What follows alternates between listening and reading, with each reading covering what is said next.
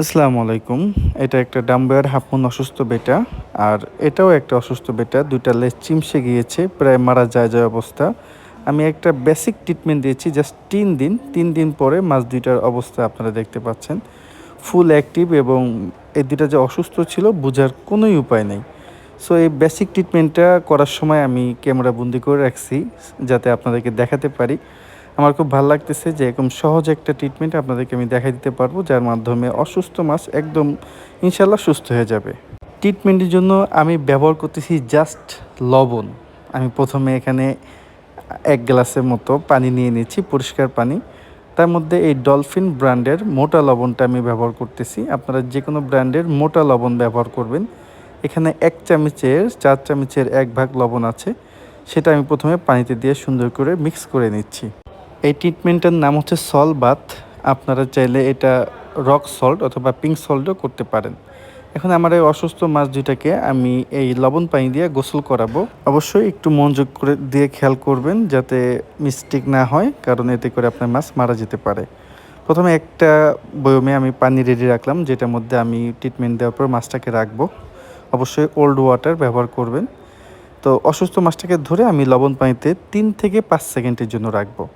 বেশি সময় রাখা যাবে না, যেহেতু পানিটা একটু সল্টি, মাছের ক্ষতি হতে পারে। আর যদি লবণ বেশি হয় সেক্ষেত্রে ১ থেকে ২ সেকেন্ড, এর বেশি রাখার কোনোভাবেই সম্ভব না। সো আমি হচ্ছে ২ টা মাছকেই প্রথমে লবণ পানিতে গোসল দিয়ে আবার একটা আগে থেকে পানি রেডি করে রাখা ট্যাঙ্কে মাছটাকে ছেড়ে দিচ্ছি। এখানে আমি শুধুমাত্র লবণ ব্যতীত আর কিছুই ব্যবহার করতেছি না। অনেকে মিথালিন ব্লু বা অন্য কিছু দেয়, বাট আমি দিব না। কারণ আমার এই ধরনের সল বাতে আমি অনেক মাছকে অসুস্থ থেকে সুস্থ করতে পেরেছি আল্লাহর রহমতে। তো এখন আমি ২ টাকে ২ ট্যাঙ্কে রেখে পাশাপাশি রাখবো। রেখে আমি হচ্ছে এখানে বাদাম পাতা দিয়ে দিচ্ছি। আর ট্রিটমেন্ট চলাকালীন সময় খাবার খুবই অল্প দিতে হবে। ১ থেকে ২ দানা খাবার দিবেন প্রথম ১-২ দিন, তারপর থেকে বেশি দিতে পারেন।